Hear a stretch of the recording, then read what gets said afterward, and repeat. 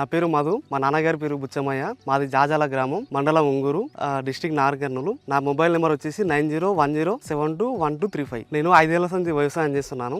మాకు 5 ఎకరాల పొలం ఉంది. అయితే మేము పోయిన సంవత్సరం వరకు కూడా వేరే వెరైటీలు వేసినాము. ఆ వెరైటీలు వేసినందుకు మాకు మన గింజ తాళపోవడం కానీ, చేను కింద పడడం కానీ అనేక రకాల సమస్యలు వచ్చేటివి. అయితే నేను ఈ రబీలో వర్షం నాడదామని చెప్పేసి కొత్త వెరైటీ తీసుకుందామని చెప్పేసి డీలర్ షాప్కి వెళ్ళడం జరిగింది. అయితే అక్కడ ఉన్న డీలర్ని నేను పోయినసారి వేరే రకాలు వేస్తే నాకు అంత దిగుబడి మంచిగా రాలేదు, అన్ని తెగుళ్ళు వచ్చినాయి. ఈసారి ఏమైనా కొత్త వెరైటీ వచ్చిందా, ఏదైనా మంచిగా రోగాలను దోమలను తట్టుకునే వెరైటీ ఏమైనా కొత్తగా వచ్చిందా అని చెప్పేసి అడగడం జరిగింది. అయితే అక్కడ ఉన్న సావానా కంపెనీ ఎంప్లాయీ ఇట్లా మా సావానా కంపెనీలో సావా 750 స్మార్ట్ రైస్ అనే కొత్త వెరైటీ వచ్చిందన్న, ఇది బాగుంటుంది, అన్నిట్లకు రోగాలకు తట్టుకుంటుంది, దోమ గుడిక తట్టుకుంటుంది, సో ఇది అన్నిట్లకు అన్ని నెలల గుడిక మంచిగా ఉంటుంది అని చెప్పేసి నాకు ఫోటోలు వీడియోలు చూపించడం జరిగింది. అయితే నేను ఎంప్లాయ్ చెప్పిన తర్వాత సావానా కంపెనీ సావా 750 స్మార్ట్ రైస్ అనే 3 కిలోల రకాన్ని ఒక 3 ఎకరాలకు 8 ప్యాకెట్లు తీసుకొచ్చిన తర్వాత నానబెట్టిన వాటర్లో నానబెడితే కొన్ని గింజలు అనేవి పైకి తేలినాడు. అయితే మళ్ళీ ఒక 3-4 గంటల తర్వాత మళ్ళీ లోపలికి మంచిగా మొత్తం నాన్నాయి. 3-4 డేస్ తర్వాత మొలక శాతం కూడా మంచిగా వచ్చింది. ఆ వచ్చిన మొలక శాతాన్ని తీసుకొచ్చి భూమిలో చల్లడం జరిగింది. అది చల్లిన తర్వాత 10-12 రోజులకు నాకు దాదాపు 90% వరకు జర్మినేషన్ అనేది మంచిగా వచ్చింది. మంచిగా గ్రీనిష్ ఉడక ఉన్నది. అయితే ఇప్పుడు మనం ఆ మొలక శాతం వేసిన తర్వాత ఒక 20 నుంచి 30 రోజుల మధ్యలో నాటడం జరిగింది. నాటు వేసిన తర్వాత 20 నుంచి 20 రోజుల మధ్యలో ఒకసారి యూరియా గుళికలు చల్లడం జరిగింది.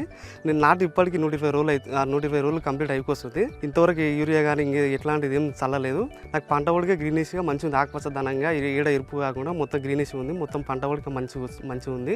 అయితే నా కంపెనీ ఎంప్లాయ్ ఏమని చెప్పిండంటే, ఇప్పుడు ఈ ఒక్కొక్క కర్ర కదా నాటేది, దగ్గర నాటమని చెప్పిండు. నేను దగ్గర నాటినా కానీ ఒక్కొక్క గంటకు నాకు 30 నుంచి 40 పిలకల మధ్యలో వచ్చినాయి. ఒక్కొక్క గంట 30-40 మధ్యలో పిలకలు వచ్చినాయి. ప్లస్ నాకు ఈనేటప్పుడు కూడా దాదాపు 30 నుంచి 35 మధ్యలో పిలకలు ఈనడం జరిగింది. మంచిగా పాలు పోసుకోవడం జరిగింది. ఇప్పుడు ఎరుపు కావడం కానీ ఏదైనా ప్రాబ్లం అయ్యేది కూడా ఏం ప్రాబ్లం కాలేదు. అయితే నా కంపెనీ ఎంప్లాయ్ ఏమని చెప్పిండంటే దగ్గర నాటాలని చెప్పేసి చెప్పిండు.